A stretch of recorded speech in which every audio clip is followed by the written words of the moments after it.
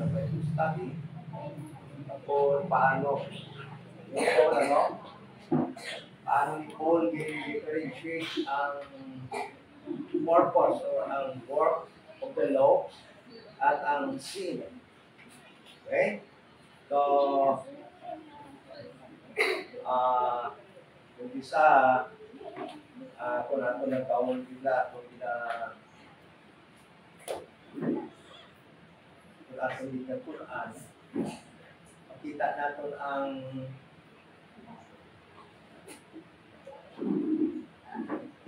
kung paano ni Paul in differentiate, no? In iba ang work of the law, ang ginahimusang law, ang ginagawa ng law, ang ginagawa ng sin, ng kasalanan. Okay? Kasi, kala kasi natin, gusto ni Paul maliwanagan tayo na yung ang law ay hindi masama yun. Ngunit hindi naman yun nakakaligtas. No? Kasi marami kasi sa tao na they keep on believing that the law of God, no, na yung binigay na law ng Panginoon ay makakaligtas. No? Kaya yun ang makita natin yung problema sa mga denominations, teaching their people to obey the commandments. No? Sinigurado ni Paul na hindi masama yung commandments, but yung commandments actually ay hindi nakakaligtas. So, dito makita natin kung anong ginagawa mo yung law at kung sino ba talaga. At yung law naman ay hindi naman ito nakakalaan sa kasamaan sa tao, kundi sabi ni Paul na dito ay holy ang law, ngunit hindi naman nakakaligtas. At hindi naman ito nasabi natin na masama. Kaya dito sa study natin na ito, ay makikita natin, It was differentiated by Paul. Hindi atin, but kundi si Paul mismo, na isinulat niya ito ang Book of Romans to God, believers, nandun sa Roma. At alam naman natin na yung believers, nandun sa Rome ay hindi ito puro lang mga Gentiles, kundi ito ay mga believers na composed of, kaya sabi natin mga Gentiles at saka mga Jews, no? Mga Hudyo, mga Jew na kalahi ni Apostol Paul. Okay? So, the title ng ating pag-aaralan is Law and Sin. Differentiated or binigyan ng pagkakaiba, or it was explained by Paul in this chapter, no? Isa sa chapter 7, verse 7 hanggang katapusan. At makita din natin na before that, no?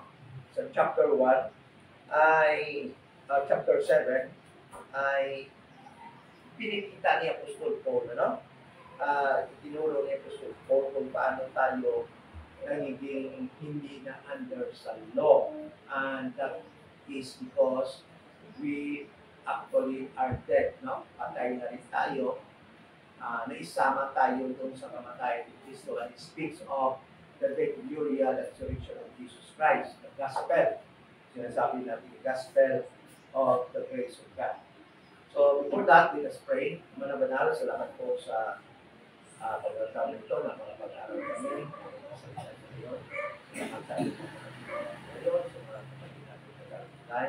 We pray in Jesus' name. Amen. So, verse 7, sabi dito, what shall we say then? After telling us, pagkatapos na sabi Paul, sa kanyang audio, sa kanyang sinulatan, kasama na tayo dito, ng law, tayo ngayon ay hindi na under sa law, but under grace, na ang law ay wala ng jurisdiction, o wala ng power over us. So, ibig sabihin that the law cannot condemn us anymore. Ng mga believers, hindi na magsabi, uy, nagkasala ka ng ganito, uy, nagkasala ka ng ganito, nagkasala ka ng adultery, nagkasala ka ng pagnanakaw. Why? Dahil nga wala naman tayo sa law, hindi naman tayo under sa law. But gusto mo ulitin sa akin na pag nagnakaw ka, pag nag-adultery ka, ang uusig sa iyo ngayon yung law of the land. Yung law sa Pilipinas, kasi meron din tayong law sa Pilipinas. Ganon. But the law of God actually, hindi na makausig sa iyo. Isasabihin mo na lang, paano mo ako sabihin na kasala, hindi naman ako under sa law. Ganon. But listen to this, ha? Listen to this. Siguro din ko sa inyo, na although hindi tayo under the law, ha? The law of Christ in this dispensation of the grace of God ay hindi nagtuturo sa atin na gumawa ng masama. Okay? Okay? No? Kahit na walang law that was given to Moses na magsasabi sa atin na nagkasala tayo according to the law, but the law of Christ in this dispensation of the grace of God teaches us to do what is right, kung ano yung tama. And that includes obedience, no? And that includes obedience to the law of the land. Okay? Sa pagsunod sa law ng ating kalupaan, ng ating tinatawag ito ng ating nasyon. Okay? So, sabi niya dito, verse 7, what shall we say then? Is the law sin? Sinabi ni Paul, ang law ba, ang Ten Commandments ba, ang mga commandments na ibinigay mo ng Lord kay Moses, kasalanan ba yun? Mali ba yun? Okay? Sabi ni Paul, dito, God forbid. Ibig sabihin, hindi. Hindi kasalanan yung law na ibinigay ng God kay Moses. No?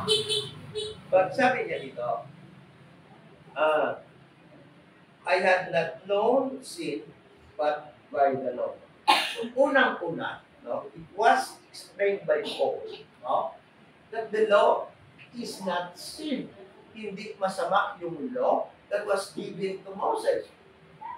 No? Minsan na magtataka tayo, bakit ba sinasabi ni Paul ito? Bakit niya tinuturo, binabanggit yung law na tayong mga Gentiles hindi naman under sa law?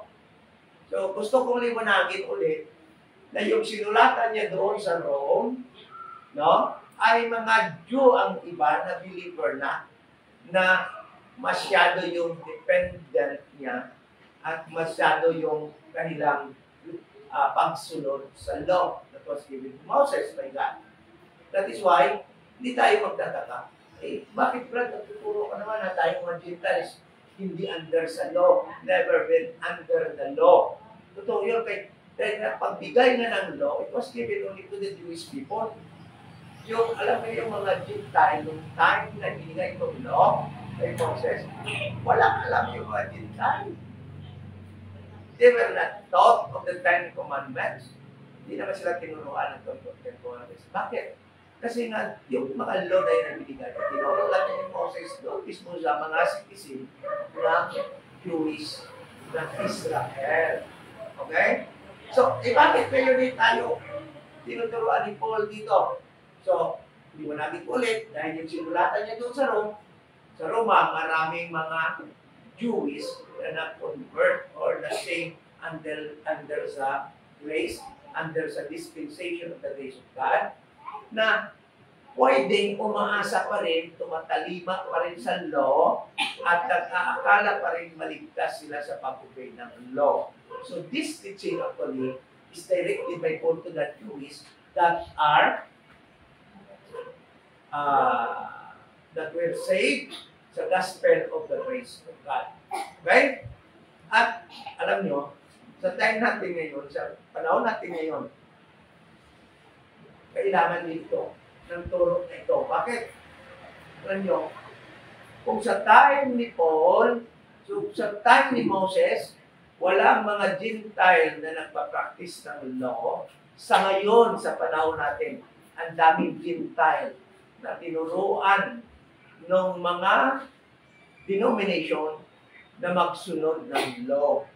Okay? So this is also a good reason for us to the Gentiles in this time of grace na marami rin piniwala at sumusunod na sa turo ng mga denomination nila na maligtas sa pamuli ng law.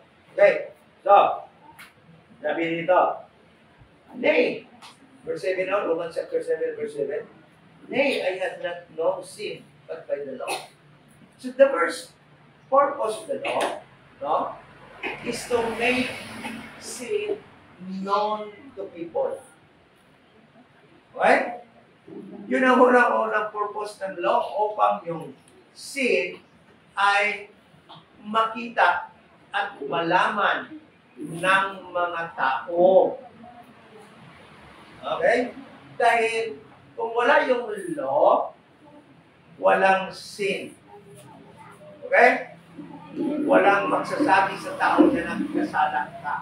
Ay marami madalas yung ginagamit example ito sa ating mga city, sa ating mga towns, there are ordinance.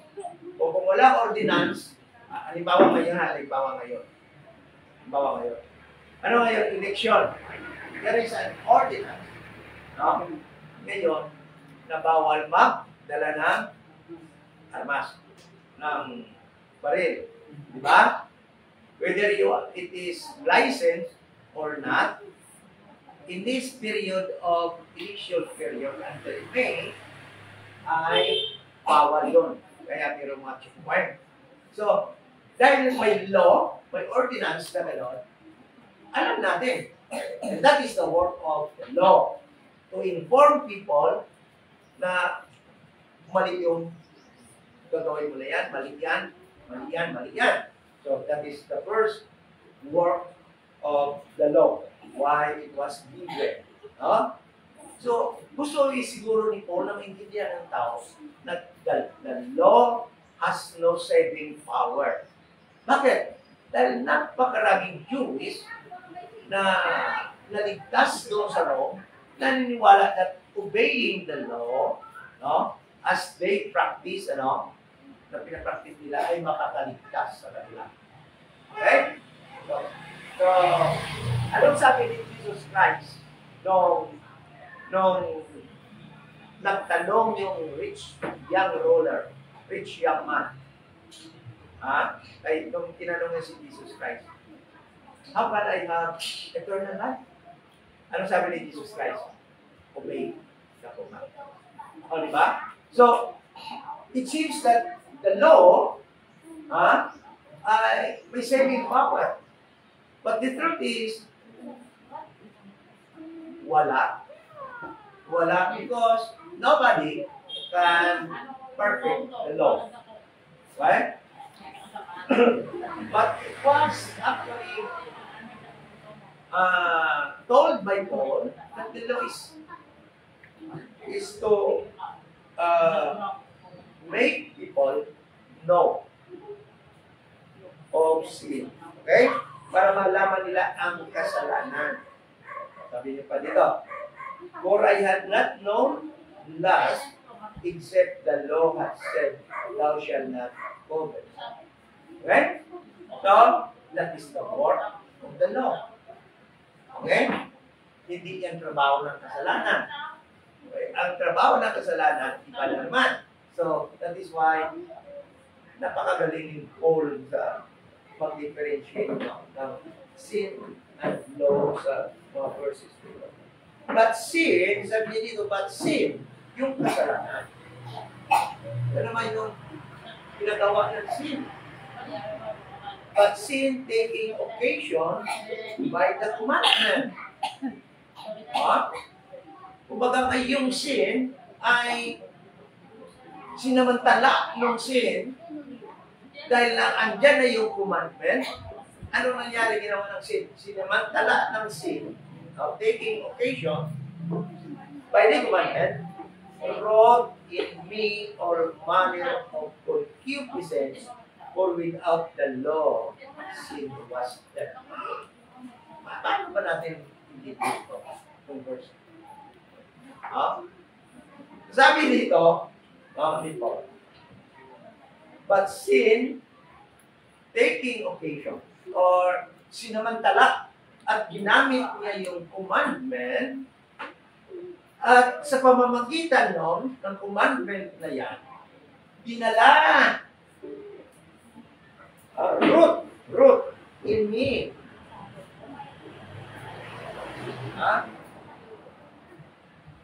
All manner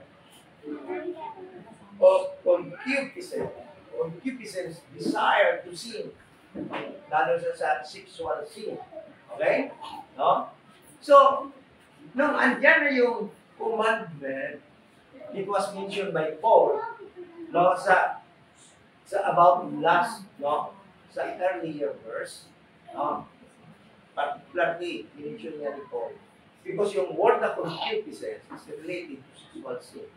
So, nung andyan na yung commandment, ang nangyari, sinamantala nung sin. And because of the presence of the commandment, dinala niya sa tao, pinakita niya sa tao ang lahat, all manner, anong sabi niya dito? All manner of concupiscence. Ang tanan-tanan na kasalanan, desire naton na magpakasala, in-expose sa commandment. Hindi mo nang dala sa commandment sa anos, no? Gamit siya. Take occasion by sin, no? To expose, to bring us knowledge, all about knowledge, all manners of sin. Kaya yung commandment, ginamit ng sin upang maintindihan natin ang lahat ng manner ng kasalanan. Alam mo, kung hindi yung thou shalt not covet, no? Na part ng commandment, hindi natin maintindihan yun. Mali pala yung sabi nga ni Jesus Christ, kung hindi sa babae, no? Vice versa. Kasi hindi lang ng babae, lalaki, di ba? Babae, nagdanasan sa lalaki. Hindi kasalanan na sino masabi nun? The commandment. Pero kung wala yun, wala akong kasalanan. Okay, wala naman commandment na gano'n. Yun ang nangyari nung dumating yung law. Okay? No? Hindi mo alam na masama pala yung mag-covet ng ari-arian ng iba. Pag sinabi natin ari-arian ng ibang tao, that includes lahat ng property niya. Alam mo, maraming mga politician na hindi nag-individual. Maraming politician na hindi nag-individual. At nagawa to ng isang sino bang king, no? Sa kalimutan ko, sa Bible. Meron isang king na it was, I think, sino yung bana ni Jezebel, no? Na nag-commit siya sa vineyard ng isang tao. No? So, as king, no? Parang hindi natin alam yun. Parang sabihin na natin karapatan niya kasi king siya, kung gusto niya makuha niya. But alam niyo, naparusahan yung king na yun. Dahil, according to the law, thou shalt not covet. Diba? Sa kung ano man ang pag-aari ng iyong neighbor. That includes his wife, her husband, ang kanyang lahat yan, kanyang bahay, huwag mo aluhin na maangkin yun. Ang dami mga politician na gano'n ay maganda yung lupa. Kailangan mo yung akin yan. Kung ano na lang gagawin niya, makuha niya yung lupa na yan. O, diba? That is covetousness. And that is sin. But without the law, hindi mo alam yung guys, sabi ni Paul, nung ginamit na ng sin yung law, taking occasion by the commandment to root all manner of concupiscence. So, diyan, nakita ng tao, ang halos lahat pala ng desire ng tao in the flesh ay kasalanan. So, yun. Yun ang gamit ng law, iba naman yung trabaho ng sin. Okay? Sin is deeply. Sin is deeply. God abhors sin. Kaya huwag natin paniwalain kung sabi ng iba na God hates sin and love the sin. No? God abhors sin also the sin. Alam mo, hindi pwede yung na okay ka lang. The truth is, grabe ang bayan. Kamatayan ni Christ. Tungkol sa kasalanan. Okay? So, hindi pwede yun na galit ang Panginoon sa sin, but love na love niya yung gumagawa ng sin. Hindi pwede yun. Okay? So, sabi niya dito, but sin taking occasion by the commandment brought in me all manner of concupiscence, for without the law, sin was dead. So, ano ibig sabihin ng without the law, sin was dead? So, alam nyo, before the law was given to Moses, sin was there already. Isang sin, the garden, no? The first people that was created by God, Adam and Eve, doon nag-umpisa ang sin. And since then, sin ay nagdala ng kamatayan. Okay? Nagdala ng kamatayan. But although na yung sin during the time,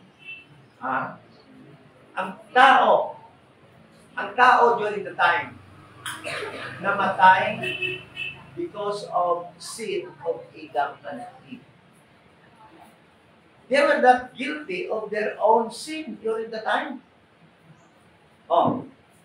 Because the law was given to Moses. Okay? So, people dies, nagkamatay during the time because of sin that was committed by Adam and Eve. Not because of their own sin. Kaya naman ang umpisa ang kamatayon. Sabi ng Panginoon, thou shalt surely die. Pag nagkasala si Adam and Eve. So, mamatay na yung tao. Because Adam and Eve transgression. But, alam ba nila noon na kasalanan ang pumatay? Alam ba ni Abel, Cain, nung pinatay niya siya ang kasalanan, no? Was there a law that will tell Cain na nagkasala ka? Wala. Because there was no law at the time. Kasalanan pa yun noon, ng time na yun, nang wala pa ang law na mag-umit na hilabot ka sa property na yung neighbor. Wala. Dahil wala pang ang law. Okay? Pero, andid yan na ba yun? Kasalanan na ba yun? Yes. Pero, patay yun dahil walang law na magsasabi na nagkasala ka. Kaya sabi dito, sabi ni Paul, sabi, before, for without the law, sin was dead. Walang power to convict a lawless person. Sabagay, wala pa naman lawless nun dahil wala pa ng law. Ha? Walang law. Kaya dead ang sin nun. But listen to this verse, ang sabi ni Paul. Ha? For I was alive without the law once. Tanungin ko kayo. When was the time na tinutukoy ni Paul? For I was alive when for I was alive without the law once. Paul was referring some time before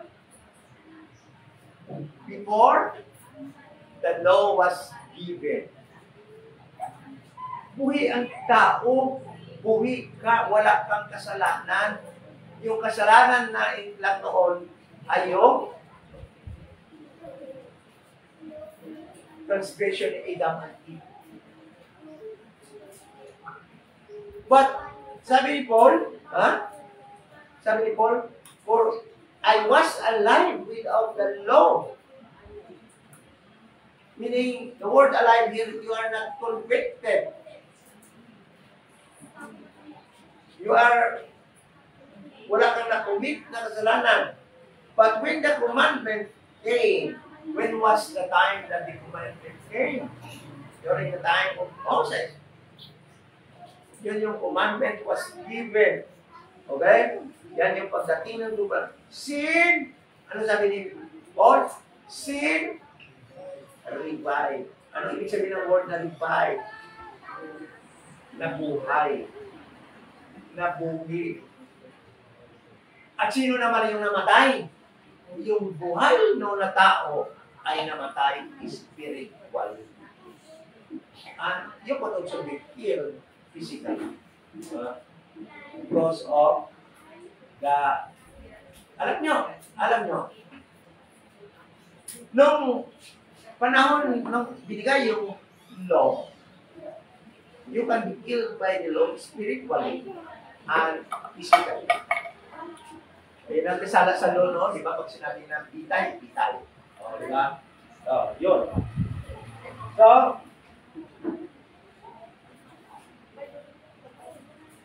verse 10, and the commandment which was ordained to life, I found to be unto death. About ang commandments, nagdadala ng life. Alam nyo, the commandments is good. Maayo ilang commandment. Okay?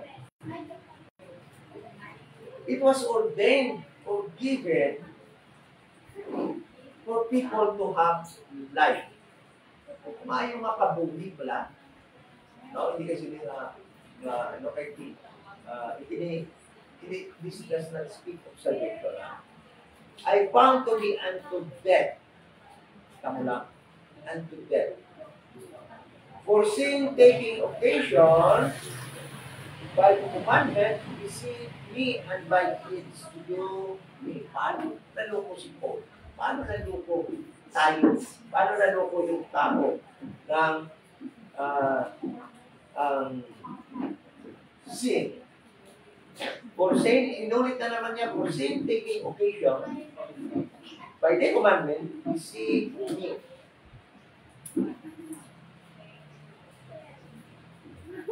And by it, you me.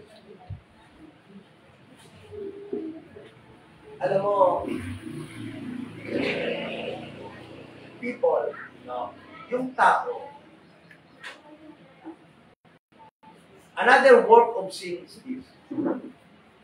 Gusto ng sin, mag-believe ang tao that doing sin, no, is okay. Okay lang yan.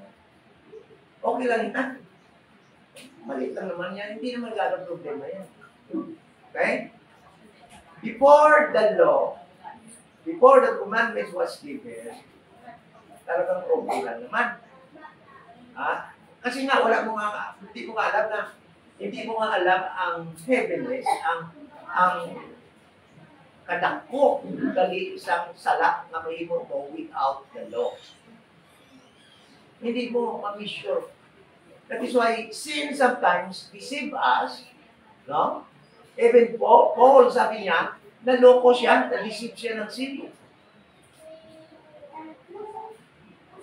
Alam mo yung sin na na-deceive na nagawa ni Paul? Na na-deceive siya.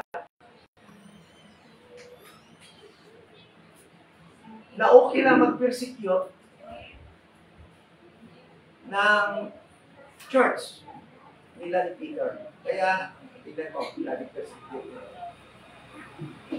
Na okay lang, ha? Gumawa ng mga petty crimes. Minsan yun eh. Minsan yun. Without the law, sa dapat kita nga, okay ba na ni Guru? Ha? Pumunta ni Guru, okay ba lang yan? Di ba ni Guru grafya? Di ba ni Guru kasalanan eh? And thinking of that, believing that, no? You were deceived by sin. Ikaw lang, siningin ka. For I was, and the commandment which was ordained to life, I found to be unto death, for sin taking which by the commandment deceived me, and by it slew me. Paul, being deceived by believing, no? Nung wala pang commandment, na okay lang. But pagdating na ng commandment, sabi niya dito, naloko siya ng sin, and in that way, sabi niya, paano siya? Patay siya. I found to be unto death. And the commandment which was ordained to life, I found to be unto death. So, when it was given, sabi, basahin natin sa Leviticus 18:5. Leviticus 18:5. Sabi mo dito, ye shall therefore keep my statutes and my judgment, which if a man do, he shall live in them. I am the Lord. So the statute, when it was given, is to give life. You shall live in them. Dapat ikabuhi yan ng tao. But later, anong sabi ni Paul? I found to be, ano sabi niya? It was ordained when the statute, commandments of God was given, it was ordained, it was given to give life. But ano sabi ni Paul? I found it unto death. I found it unto death. Nagkamali ba ang Panginoon? Nagkamali ba ang kahit ang binigay? Wala. Hindi nagkamali. Because dahil sa time na yon, before the dispensation of the grace of God, no? Law should be obeyed so that you can obtain life or salvation, both physically and spiritually. Okay? Kaya nga sabi ni Jesus Christ, nung nagtanong ni Mauricio ang brother, how you can obtain eternal life? Obey the commandments. O, di ba? Because when it was ordained or given by God, is to give them life during the time. But in this dispensation of the grace of God, wala na. And The truth is, sabi ni Paul, anong dala niya? I found to be uncontent. Dahil nga, nung malaman na niya ang law, nakita ni Paul na Paul, sabi ko para kasalanan yung ginawa ko yung kasalanan yun. Yung ginawa ko yung kasalanan yun, and sin brings death. Natin ko ay sabi ni Paul, death ang dala. Diba? So, verse 9, balikan natin kadali. Nagkabla, for I was alive without the law. Christ. All here, kung hindi rin sinasabi niya, noong, kasi, hindi naman siya sa time na buhay nung time ni Moses na yung pagbigay ng law. Hindi naman siya nabuhay sa time na before Moses na wala pa yung law. Pag sabi niya, I once alive before the law. So, Paul could refer also that before his understanding of the law, talagang buhay ng buhay ka kasi wala kang alam kung ano yung law. Wala kang alam yung kasalanan. Ngunit, nung pag-aral ni Paul, doon siguro sa school ni Gamaliel, na ituro sa kanya yung law lahat, sabi ni Paul, habang nakikita ko yung law ay lahat. It brings death. It was ordained unto life, but nung nakita ni Paul, brings death. Naman, sabi ng law, o nakasala ka. O nakasala ka. Nakasala ka. Ang dami ni Paul, sabi ni Paul, all manner of concupiscence. Sabi si Paul. Hindi si Paul hindi si Paul yung self-righteous na tatakpan niya yung kanyang kasalanan. Sabihin niya na wala akong kasalanan, wala akong kasalanan, sabi ni Paul, all manner of concupiscence. Bakit nasabi ni Paul yan? Dahil nakita niya. Anong maintindihan na niya yung law? Bakit alam ni Paul yung law? Because he was Jewish. From the tribe of Benjamin. He was a Benjamite. Alam ni Paul yung law. Kabisado memorize ni Paul yung 5 first books of the Bible. Alam niyo yung mga Jews, they were forced or obligated to memorize the first 5 books. The first five books called by the Hebrew or Jewish people, Torah. Okay? So, nung makita na ni Paul, sabi ni Paul, kamatayan yung dala. Sabi niya, for sin taking occasions by the commandment deceived me, and by its true me. Wherefore, verse 12, the law is holy. Okay? Nagkatod law, nakadala sa inas ng kamatayon, but sabi ni Paul, the law is holy. Wherefore, the law is holy, and the commandment holy, and just, and pure.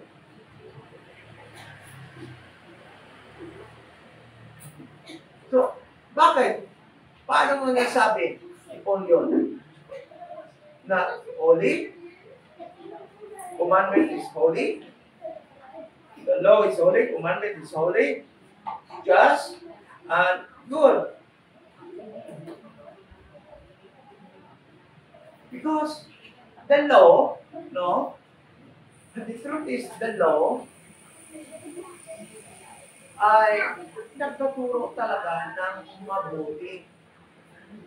Kasi kung sundin mo yung law, dahil may knowledge ka na sa sin, ay makakaiwas ka sa paggawa ng sin. Kasi sabi ng law, bawal to. Sabi ng law, kasalanan to. So, hindi ko ito gawin. So, yan yung holiness and goodness of the law. Okay? But, sa hindi magsunod, talagang masama yun. So, verse 13, was then that which is good made death unto me? Kasi, so, Paul, no, ina-avoid ni Paul na ma-mislead niya ang tao, o or maging mali yung pag-intindi ng tao sa law. Particularly tayo na mga believers. Okay? Na hindi tayo magkaroon ng maling pagkaintindi ng law. The law that was given to Moses was holy. The commandments was holy and good. Ngunit sabi ni Paul, ay yung good ba? Yung good ba na yan? Ay magdadala sa akin ng kamatayon? Gumawa ng kamatayon sa ako? Sabi ni Paul, God forbid. Sabi ni Paul, hindi. Hindi na in-allow sa Diyos. But sin, that it might appear sin. Ano? Apang ang sin ang nagadala sa kamatayan sa anon, and the law was there so that the sin will appear as sin. Kasi kung walang law, ang sin will not appear as sin. Yan kasalanan. Alam niyo yung kung nanonood kayo ng mga forensic, no? Sinupon ko sana na ako pa rin matulog ng mga forensic. Yung mga killing sa units na assault, no? May mga dugo, halimbawa yung mga pinapatay nila ng mga kriminal. Alam nyo, napakaraming killing sa units pala. Makasawa din na nagpakatanya. Yung lalo na may mga insurance, halimbawa yung kasawa nila, may insurance, tapos hindi ka sila gaano ganda sa isa, may insurance ka, patay ka. Ganon. Tapos pinapatay sa kanilang bahay, kung saan-saan. Tapos, years, 15 years, 10 years, 20 years, hindi malaman. Ngunit, sa bagong technology niyo, lalo na yung ginagamit nilang luminol, na pag nilagay nila yun, lilitaw yung, kahit na nilinis na yung blood, kahit na wash out na ng detergent, but pag nilagyan nila ng luminol, yung blood, talagang lilitaw. Liliwanag. No? So, parang ganun yung law, na pagdating ng law, yung sin ay lilitaw, mag-a-appear yung sin. Makita. At yan yung nagdadala ng death talaga sa tao. For the wages of sin is death. Diba? Kaya ang bayad sa salat is kamatayon. Okay? So, God forbid, but sin that it might appear sin, working death in me by that which is good, that sin by the commandment might become exceeding sinful. Kita mo? Yung sin, because of the commandments, nagiging grabe pag-in. Okay? So, paano pagdating ng commandment, nagiging, ano sabi dito? Exceeding sinful parang sin. Tingnan mo. Yung sin, before the law, may makumit na sin ang tao, ewan ko lang kung mayroong penalty na heinous crime no, na death. Ngunit pagdating na ng sin, ng law, nako, napakaraming sin na ang judgment, ang verdict ng Panginoon is death. Ano sabi? Adultery should be stoned to death. Before that, sin, pwede siguro patawaron lang nila. But pagdating ng law, sabi ng law, an adulterous woman should be what? Stoned to death. Eh, bakit wala lalaki noon? When the law was given, bakit wala lalaki na babatuhin na nakakulit ng adultery? Or ano? Dahil alam nyo ba na sa panahon ni Jesus Christ, sa panahon the law was given to the Jewish people, babae lang naman talaga ang pagkakasala ng gano'n, wala namang lalaki. Kasi ang babae, hindi pwede mag-asawa ng marami, di ba? Isa lang talaga. Ay, lalaki noon pwede mag-asawa as long na single yung babae. Marami yan sa bahay. Pwede. Ha? Oo, ganun sa time na yun. No? So, kaya nga, babae na talaga mag-commit kung kasalanan na yan. So, but time before the law, meron bang talagang papatayin na yun? Wala pa. Ay sabi ni Paul, pagdating ng law, sabi niya dito, by the commandment, might be become exceeding sinful. Yung sin, grabe pag-hit. May pinati na kamatayan. Pero, kaya sabi niya dito, for we know that the law is spiritual, but I am carnal, soul under sin. Okay? So, these verses, makita natin how Paul differentiates the work of the law and the work of sin. Nothing to be afraid of the law. Nothing to be afraid of the law, even though we are Gentiles and we are not under the law. No, nothing to be afraid.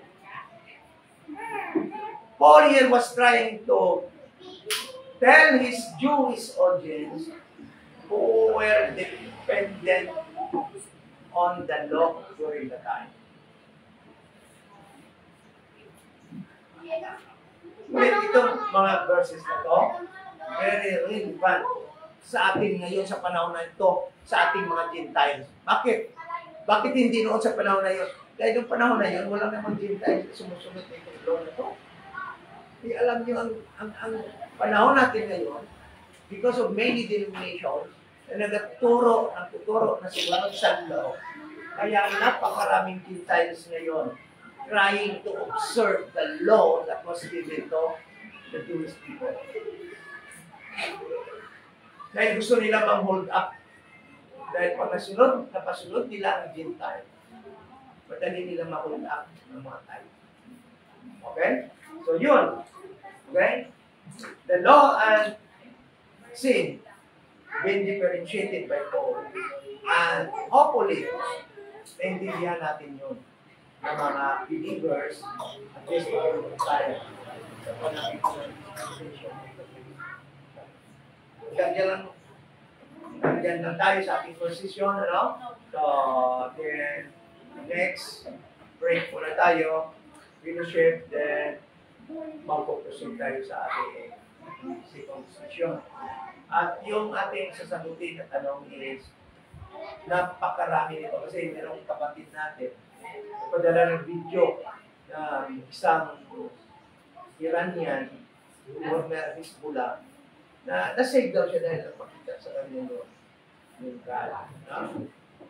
Pakita sa kanya. Okay? So, sasagutin natin kung kaya, totoo ba yan? Totoo ba yan? Okay? So, let us close in prayer. Kung mayroong tanong, hindi tayo tanong na wala nang mga visitors natin nakarang Sunday. Let's pray. Manabanal, salamat sa Bible study, salamat sa tutunan, sa program of Romans, paano po na i-differentiate ang law at sin. Sana po magkaroon kami ng tamang understanding sa trabaho ng law before at sa time namin ngayon at sa scene, hindi namin gawa sa scene before and after the day, sa time din namin sa Now, hindi na kami sa loob. Pray.